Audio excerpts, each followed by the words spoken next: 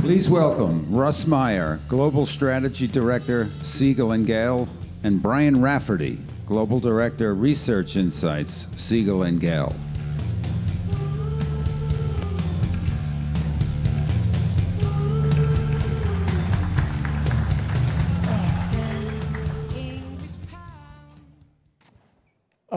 Thanks for having us. Today we're going to talk a little bit about simplicity and is social simple enough?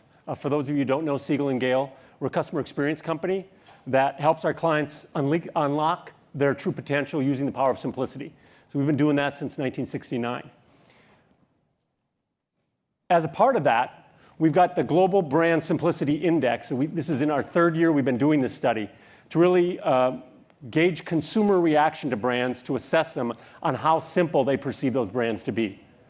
And rather than just ask them straight out, is this brand simple or not, what we've tried to do is break simple down into a set of characteristics that they can use to assess the brands. And those characteristics are, is the brand useful to me? Is it transparent or honest? Is it easy to understand? Does it care about my needs? And then, is it innovative? Is it fresh? Is it unexpected? So I'm going to turn the clicker over to Brian right now to take us through the meat of the study, and then we're going to wrap up talking a little bit about comparing social brands to search brands along these criteria of simplicity. Thanks, Russ. So it was a study that was done amongst over 6,000 consumers. It was in 7 countries. We rolled up 2 of the countries into what we call the Middle East. And as Russ said, it was looking not only at brands, but also asking people questions regarding their life and really trying to understand as deeply as possible what simplicity meant to people, not only in terms of how they relate to brands, but even how it relates to their beliefs. And we have, as you'll see, if you look at the full study, even some interesting things regarding politics as well as religion and how simple or not people find those. One of the reasons for doing this study for us, I mean, I know lots of the conversation today is around the ROI of social, but we also wanted to have the ROI of simplicity. So one of the things I've done, this is now the 3rd year we've done this study, is form a portfolio out of the top 10 global brands, the ones that are publicly quoted, and look at how that fares compared to the major indices. And as you see, now in this 3rd year, we're up by about 100%, 99% compared to the average index. So it really shows that the simplest brands actually do have also the better performing stocks. And another way we wanted to look at the value of simplicity is actually ask people, well, would you pay more if you were provided simpler communications, experiences, products, services? And if so, how much would you pay? So we asked this by industry. We first asked people if they were even willing to pay more, and then the ones who said they would, we asked them, well, how much would you be willing to pay more of an increase of your monthly bill? And that shows you that, depending on the industry, there is a pretty good simplicity premium. So it does pay to be simpler, and that, of course, extends to communications in social and having deep experiences and interactions with consumers in social. Another thing that's quite interesting in being able to look at results from a global study is to see what are the differences and similarities that exist between countries. The biggest similarities you see is that internet search is really the simplest industry for consumers worldwide across all of these countries. Social is actually pretty far down there, and as you'll see as we delve a bit further into the findings, social does have some problems, and the social brands have some issues regarding simplicity. They're not seen as all that simple, and the industry itself is not seen as all that simple. However, it does fare better than health insurance and general insurance, which really are the worst. The 2 places actually noteworthy just to see where simplicity does a tiny bit better for social is in the Middle East and China. Now, everyone always wants to know, well, what are the top brands, what are the bottom brands? So Google is the top brand. It was also the top brand last year. Just other noteworthy ones that are on this list is Apple. This is actually the first time Apple has made the top 10. Everyone knows that, Apple talks about simplicity a lot. It's at their core. We as designers and brand people had always obviously respected Apple for what it's done from that standpoint, but this is the 1 year where they've realized it from the general consumer standpoint, and they're appearing in the top 10. And I should say, actually, this is a sneak preview you're getting because we're only publishing this tomorrow, so this will see sort of how powerful your social connections are to see how much you scoop people. The other finding is people always want to look at who do worse and what are the brands that are really at the bottom of the pack. And there's an interesting finding here where you see Google Plus.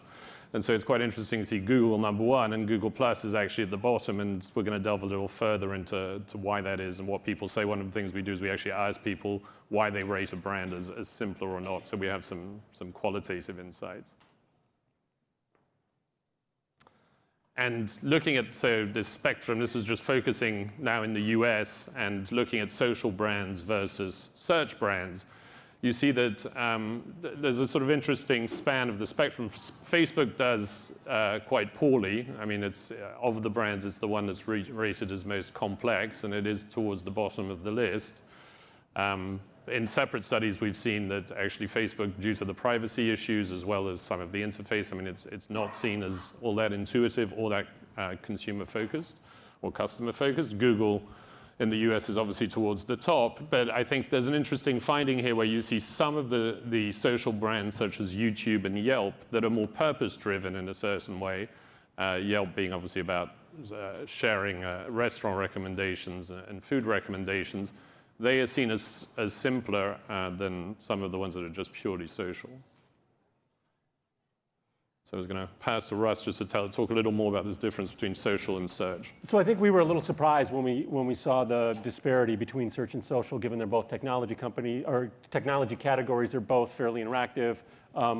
In some people's minds, they may be very related. So we tried to dig into exactly what was the difference between those. How did consumers see them in different ways?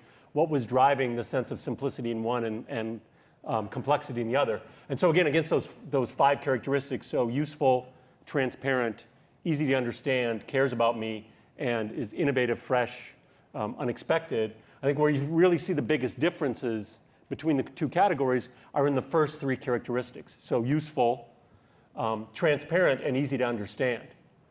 Again, we've got some verbatims, but we're just trying to dig into the data right now to try to understand what exactly is driving this.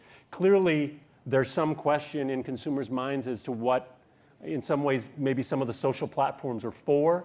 There's certainly, and we'll see it in some of the verbatims, there's certainly some suspicion around transparency of the use of data, transparency of the rules and regulations of the road for some of the social brands.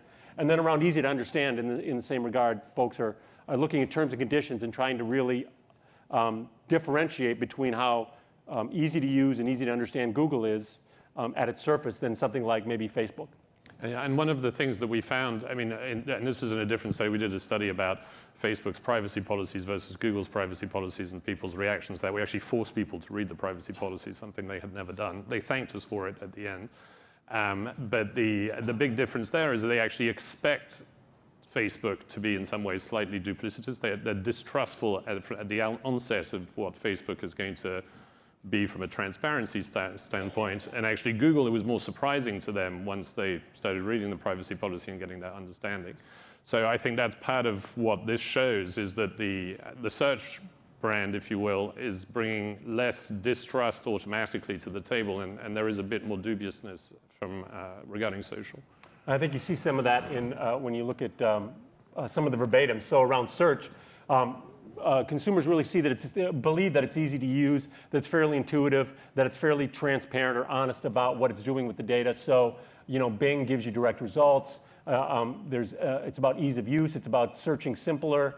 It's one of the most simplest websites out there. If you look at Google, I mean, it's about as simple as you can get. It's a white page with an entry box.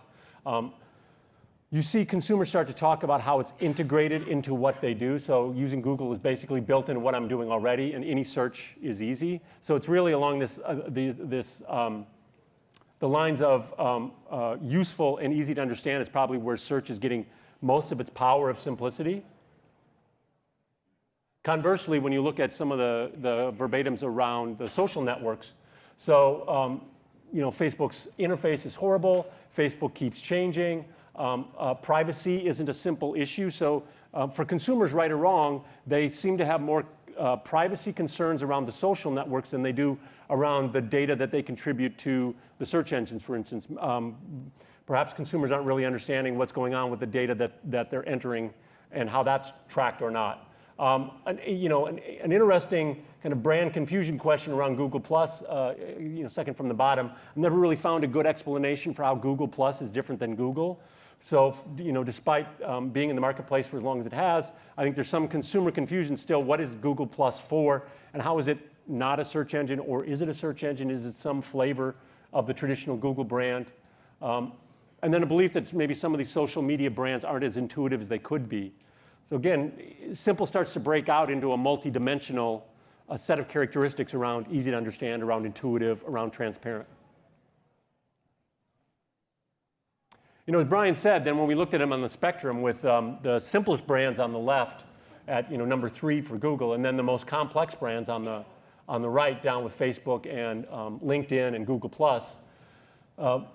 that spread for us was a little surprising, and so I think there's probably more work to be done into understanding exactly what's going on with consumers. For us, the piece that's in the middle is sort of interesting. If you think about the singular functionality of something like Instagram or Pinterest, or even the straightforward personalness of Twitter, there's something interesting going on in those middle brands that clearly consumers are seeing them as useful and somewhat intuitive, as being part of their experience and not as perhaps distrusted as the traditional social media brands where maybe they're spending more time, frankly. No, and I think one of the findings we have regarding Facebook and why Facebook fares so badly is I do think people see that as a private space. I mean, even though it's social, they see it as social for personal reasons. So they're not going, I don't think, at least in my maybe limited experience, they're not going to Facebook. You don't go to Facebook to go buy something. I mean, that's not why you're going to go to Facebook. Now, you are going to go to Google to search for something if you're going to buy something. So I do think one of the findings of this for brands is just to be careful in terms of how they use these different brands and social versus search platforms to reach out to consumers, because there is definitely a different purpose seen for each of them. And I think depending on the fit of the brand to the purpose, it can be a good or a bad place. So it looks like we're going to have a couple minutes for questions. So if you want to use Twitter and use the hashtag PivotConQ, we can probably take a couple questions.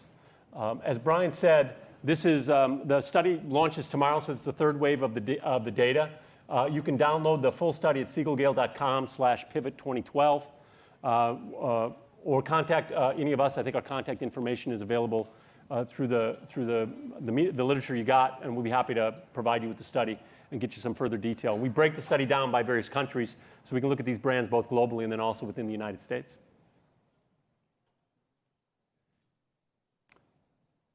So, sorry, I'm trying to read to see if there are any questions, but I'm not seeing any questions.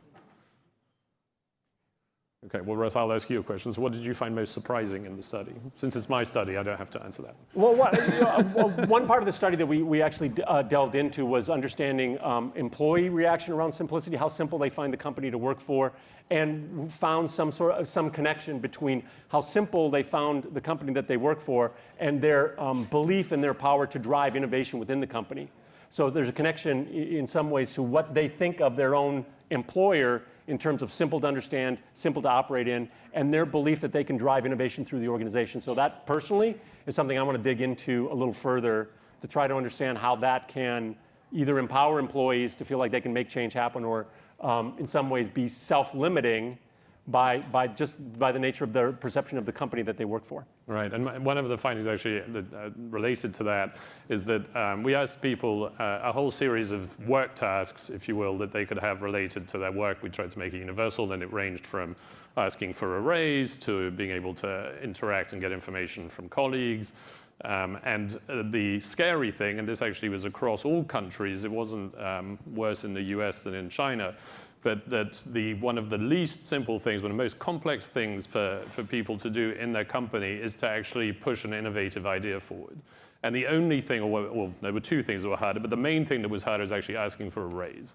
So outside of asking for a raise, innovation seems to be the hardest thing that people have to do in their companies. And when we looked a little deeper as to how that then related to simplicity, we found that the industries that rated as simplest were also the industries where people found it simplest to innovate and push an idea through. So we've only got about 15 seconds left for questions, and there are actually a couple of really interesting questions around the link between simplicity and purpose. If you can grab one of us afterwards, happy to talk about it, or feel free to contact us through social media, and we'd be happy to either share the study and share our thoughts on that as well. Thanks for taking the time. Appreciate it.